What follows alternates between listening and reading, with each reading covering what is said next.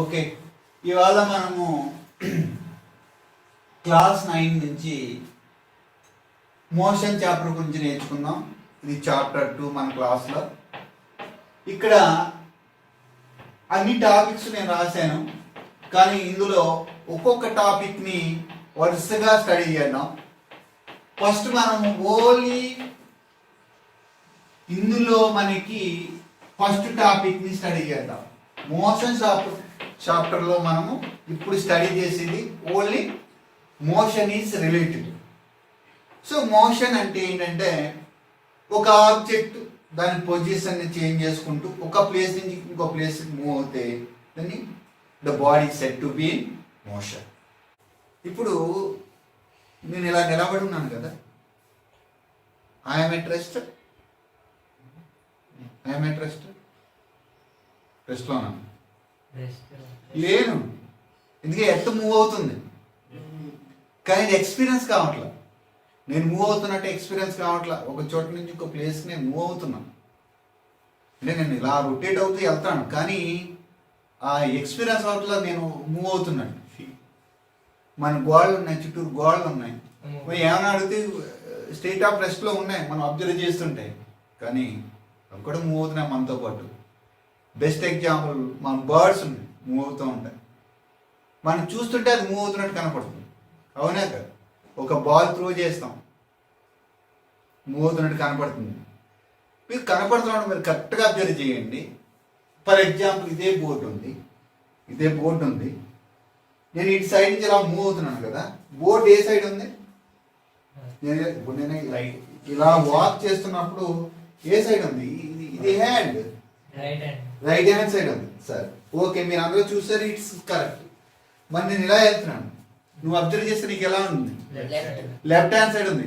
ఇటు వెళ్తున్నప్పుడు నీకు రైట్ హ్యాండ్ సైడ్ అనిపిస్తుంది. ఇదే బోర్డు ఇటు సైడ్ నుంచి చూస్తే నేను లెఫ్ట్ హ్యాండ్ సైడ్. ఇది ఎవరు తెలుసు? చూస్తున్న అబ్జర్వర్ తెలుసు. కానీ లెఫ్ట్ రైట్ అనేవి నిజంగా మనం చెప్పగలుగుతాం. ఇటు నుంచి చూస్తే లెఫ్ట్ అండ్ ఇటు నుంచి చూస్తే రైట్ అంటున్నాం.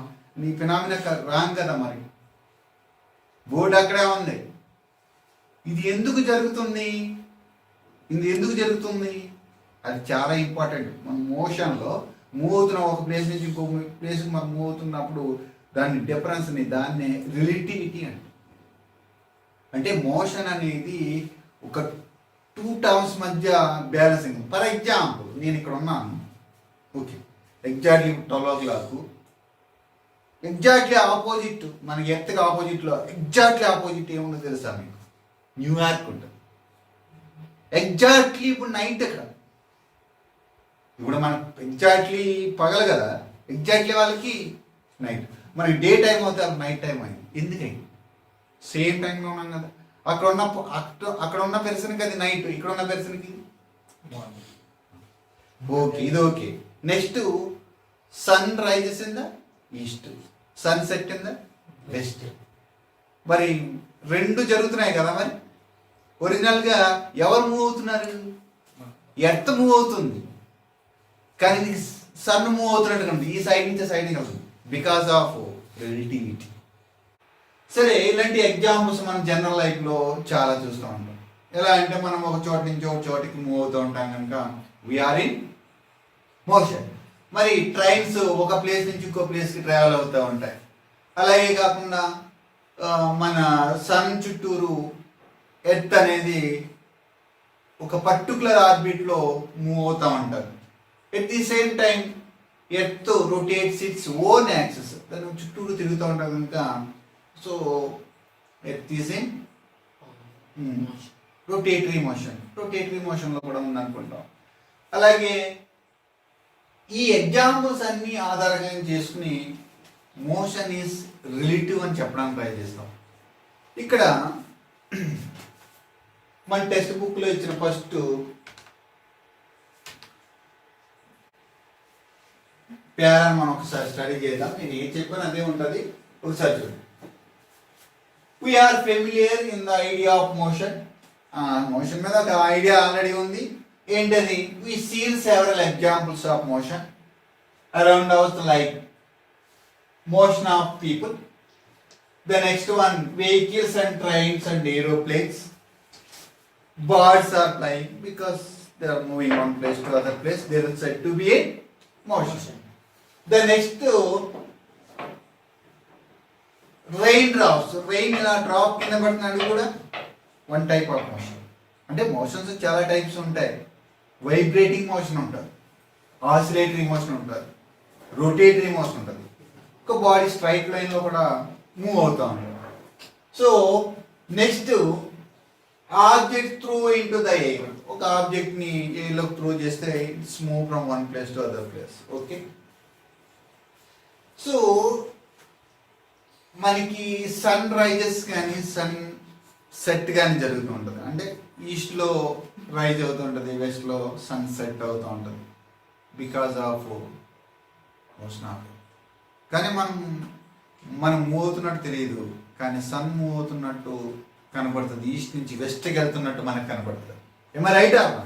బెస్ట్ ఎగ్జాంపుల్ ఏంటంటే, నేను ఈ బోర్డుకి ఈ డైరెక్షన్లో వెళ్తున్నాను అనుకో, నాకు బోర్డ్ ఏ సైడ్ ఉందంట మామూలుగా? రైట్ హ్యాండ్ సైడ్ అంట. ఓకేనా? మరి నాకు ఆపోజిట్ డైరెక్షన్లో ఒక వ్యక్తిలా వస్తాడు. ఈ డైరెక్షన్లో నా ఆపోజిట్ డైరెక్షన్లో ఒక బాయ్ ఇలా మూవ్ అవుతున్నాడు అనుకో, నాకు ఇది లెఫ్ట్ హ్యాండ్ మీరు చూస్తున్నారు కనుక ఆపోజిట్ డైరెక్షన్లో వస్తున్న వ్యక్తికి అది ఏమవుతుంది? మళ్ళీ బోర్డ్ ఏ డైరెక్షన్లో ఉంటుంది? లెఫ్ట్లో ఉంటుంది. ఎందుకు ఇలా జరుగుతుంది చెప్పనా? మీరు కరెక్ట్గా అబ్జర్వ్ చేస్తే అబ్జర్వరు యొక్క అబ్జర్వేషన్ బట్టి ఉంటుంది. అది వాడు వెళ్ళే డైరెక్షన్ బట్టి అది లెఫ్ట్ ఆర్ రైట్ అవుతుంది. లెఫ్ట్ రైట్ అనేది మనకు తెలుసు, నాకు లెఫ్ట్ రైటే. నేను ఈ డైరెక్షన్ వెళ్తాను కనుక అబ్జర్వర్కి ఇది రైట్ హ్యాండ్ సైడ్. అంటే ఇక్కడ మీరు కరెక్ట్గా అబ్జర్వ్ చేస్తే వాడి డైరెక్షన్ బట్టి మాత్రమే మనము లెఫ్ట్ సైడ్ ఉందా రైట్ సైడ్ అని చెప్తున్నాం, బికాజ్ ఆఫ్ అబ్జర్వర్. తర్వాత మనం చెప్పలేము అది లెఫ్ట్ సైడ్ ఉందండి, బోర్డు అక్కడే ఉంటుంది, లెఫ్ట్ హ్యాండ్ రైట్ హ్యాండ్ దీనికి వెళ్తుందా ఏం తెలియదు కదా, బికాజ్ ఆఫ్ రిలేటివిటీ. ఇంకో రిలేటివిటీ అనే దాని మీదే మోషన్ అనేది ఆధారపడి, అంటే మోషన్ రిలేటివిటీ రెండింటికి ఒక కంబైన్ రిలేషన్ ఉంది. దాన్ని బట్టి మనము ఏం డిఫైన్ చేయగలుగుతాం? మోషన్ డిఫైన్ చేయగలుగుతాం. Motion is a relativity. ఇంకో బెస్ట్ ఎగ్జాంపుల్ చెప్తున్నాను చూడండి. ఇది ఒక పేజ్ అన్నమాట, ఒక పేజ్ పేపర్. ఇది ఈ ఏ అప్వర్డ్ డైరెక్షన్ ఉంది కదా, మనకి ఇది అప్పు కదా, అప్వర్డ్ డైరెక్షన్లో ఉంది. దీన్ని ఇలా తిప్పాను అనుకో డైరెక్షన్, అప్పుడు ఇది ఏమవుతుంది? డౌన్ అవుతుంది. దీని ప్లేస్ని బట్టే కదా మారి. ఈ ప్లేస్లో ఉన్నప్పుడు దీని ఏమో అప్ అన్నాం, ఈ ప్లేస్లో ఉన్నప్పుడు దీన్ని డౌన్ అన్నాం. అప్ అండ్ డౌన్ అనేది మీనింగ్ లేదు, కానీ దాని పొజిషన్ బట్టి చెప్పగలుగుతున్నాం. దీని పొజిషన్ కింద ఉంది కనుక దీన్నే మోషన్ ఈజ్ రిలేటివిటీ అంటారు. Motion is a relative. దీన్ని ఇప్పుడు నేను చక్కగా డిఫైన్ చేయగలుగుతాను. మోషన్ అనేదాన్ని డిఫైన్ చేయాలంటే ఆ ప్లేస్ తెలియాలి, అక్కడ ఉన్న అబ్జర్వర్తో పాటే మనం చెప్పగలుగుతాం. ఒక్కొక్కసారి లెఫ్ట్ అలా రైట్ అవుతుంది, రైట్ అలా లెఫ్ట్ అవుతూ ఉంటుంది. సో ఇప్పుడు మనం మోషన్ని define. To give the answers we need to understand the term relative and motion. రెండింటి గురించి నేను బెస్ట్ ఎగ్జాంపుల్స్ ఇచ్చాను. ఇప్పుడు చూడండి, a body is set to be in motion, a body is said to be in motion when its position it changes continuously with the time. With the time అని చెప్పాను, very very important. Relative to an observer. ఈ relative to the observer అనేది పడకపోతే motion డెఫినేషన్కే value ఉండదు. అందుకే మరి ఏ body is said to be in motion when its position changes, ఈ changing continuously with the time, relative to the observer. So next టాపిక్లో మనం ఏం చేద్దామంటే, ఈ మోషన్ని మెజర్ చేయడానికి మనం 2 ఫిజికల్ క్వాంటిటీస్ తీసుకుంటాం. ఆ 2 ఫిజికల్ క్వాంటిటీస్ ద్వారా మోషన్ యొక్క మెజర్ చేద్దాం. అంటే మోషన్ అంటే ఒక బాడీ ఫాస్ట్గా మూవ్ అవుతుందా, ఒక బాడీ స్లోగా మూవ్ అవుతుందా, దాన్ని ఎలా మెజర్ చేయొచ్చు అన్న దాని గురించి మనం నెక్స్ట్ పార్ట్లో చూద్దాం. ఓకే.